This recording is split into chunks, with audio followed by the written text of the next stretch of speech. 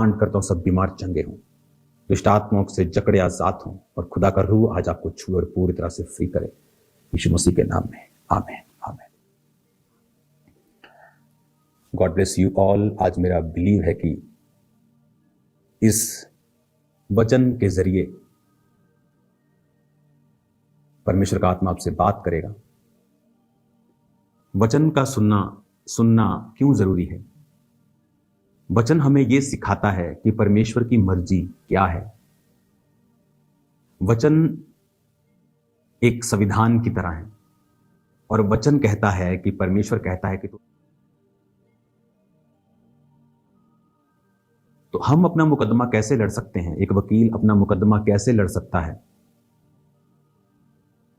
अगर वो वकील संविधान को जानता ही नहीं, लॉ को जानता ही नहीं? कौन वकील ज्यादा पैसों को लेते हैं? जो लॉ को जानते हैं, जो अपने काम में बड़े अच्छे हैं। और ऐसे भी वकील मिल जाएंगे जिनके पास काम नहीं है, क्योंकि वो अपने काम में इतने परफेक्ट नहीं है। आज प्रचार करने से पहले मेरी वाइफ को मैंने ये बाइबल अपनी पर्सनल दी हुई है। ये मेरी फर्स्ट बाइबल है। तो अगर आप, मैं नहीं जानता कैमरा ये दिखा पाएगा कि नहीं, अगर आप इसे देखेंगे तो कई जगह आपको ये ब्लैक मिलेगी, इसके पेजेस। क्यों? क्योंकि जब मैं बाइबल को पढ़ता था तो जब ऐसा वचन मेरे सामने आता था जो मेरे दिल को छू जाता था कि परमेश्वर क्या तू ऐसा कर सकता है? क्या सच में ये पॉसिबल है? क्या ऐसा करना सच में, क्या तू ऐसा कर सकता है? तो जहां मुझे ऐसा लगता था कि परमेश्वर कर सकता है, अगर आप देखेंगे तो वहां ये येलो था, क्योंकि मेंटली अपसेट के अटैक्स होने के कारण मेरे सिर पे अनॉइंटिंग ऑयल लगा रहता था। और जब ऐसा वचन मुझे छूता था तो मैं इसी तरह से ही नीचे करके रोने लगता था कि परमेश्वर तेरे वचन में कितना भला लिखा है, कितना शानदार लिखा है, तो क्या ये मेरी जिंदगी में पूरा होगा? क्योंकि तूने ये वचन लिखा है। और जब मैं वचन से प्रार्थना करने लगता था तो परमेश्वर उन प्रार्थनाओं का उत्तर मेरे जीवन में भेजता था। मैं पढ़ता ही ना, और अगर मुझे ये वचन मालूम ही ना होता तो मैं प्रभु को क्या कहता? आप जानते हैं परमेश्वर ने मुझसे क्या कहा। कई बार लोग जब मुझसे मिलने के लिए आते तो उनको जब मैं काउंसलिंग देता हूं तो कई बार परमेश्वर का आत्मा बात करता है उसी टाइम।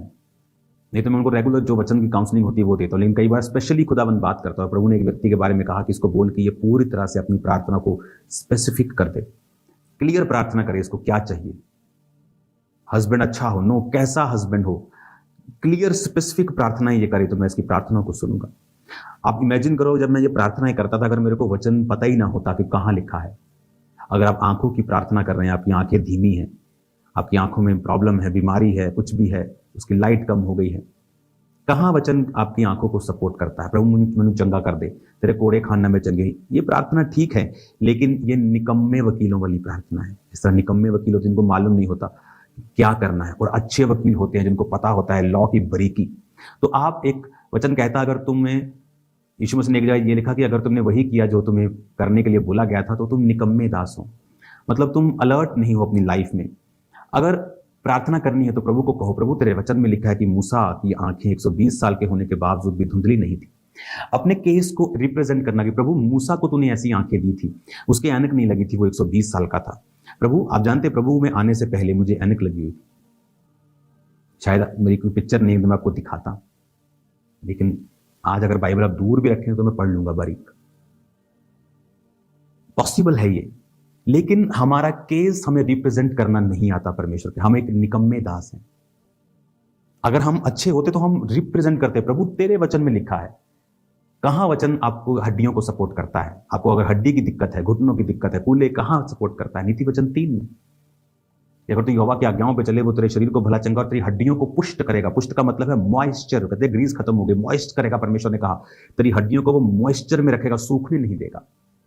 तो ये मतलब नहीं है कि एक विश्वासी को हड्डियों की प्रॉब्लम नहीं हो सकती, घुटनों की, हिप की नहीं हो सकती, पर उसके पास एक वचन होना चाहिए टू फाइट अपॉन, कि इस वचन पे वो फाइट करेगा। प्रभु तेरे वचन में लिखा है।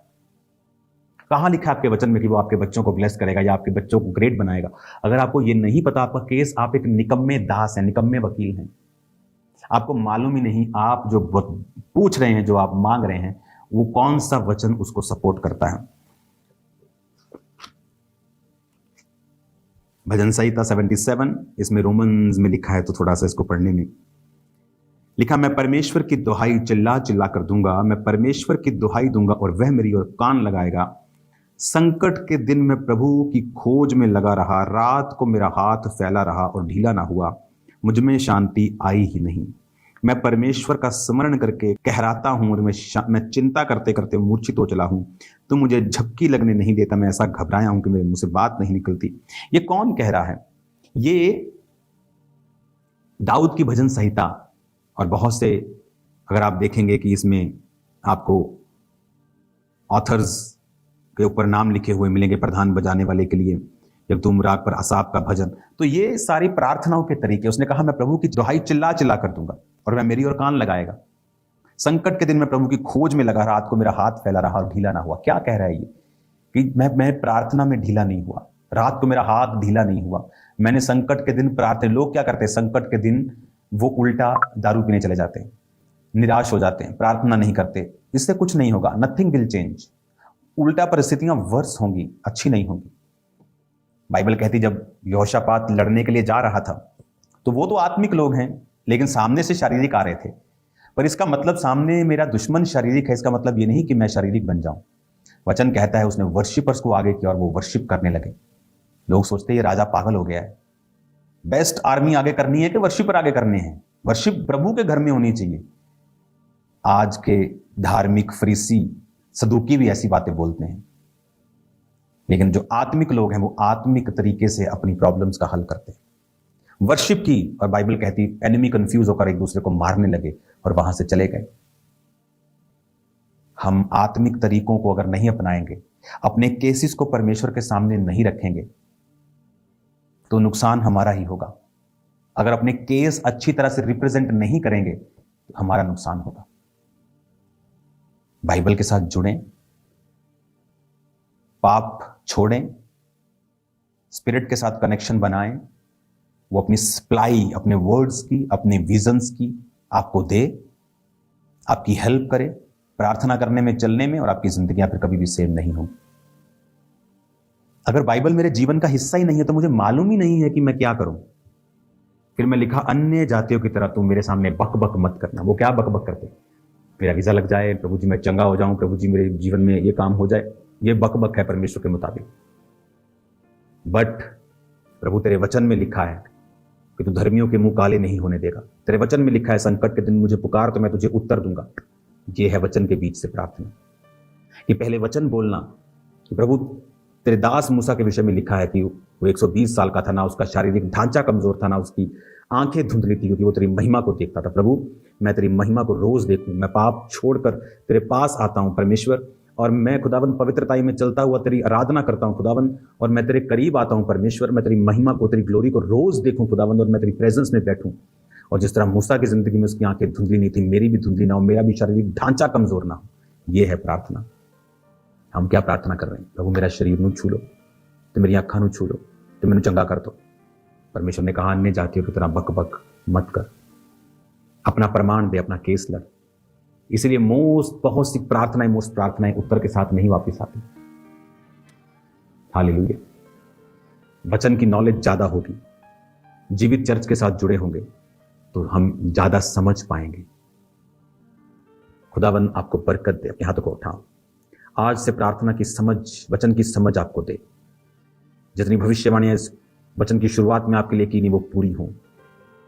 और बहुत सी टेस्टिमनीज को मैं देख रहा हूं, अभी हम लेंगे टेस्टिमनीज को। सब ब्रांचेस आप मेन चर्च में टेस्टिमनीज को भेजेंगे, अभी जो लोगों की जिंदगी में हुआ, और ऑनलाइन भी जो आप देख रहे हैं आप टेस्टिमनीज को भेजेंगे। खुदावन का आत्मा आपको छूकर ब्लेस कर रहा है और आप सेम नहीं है। प्रभु यीशु मसीह के पवित्र नाम में सब बीमार चंगे हों। आज से आपकी लाइफ सेम न रहे, इन जीसस नेम, आमीन।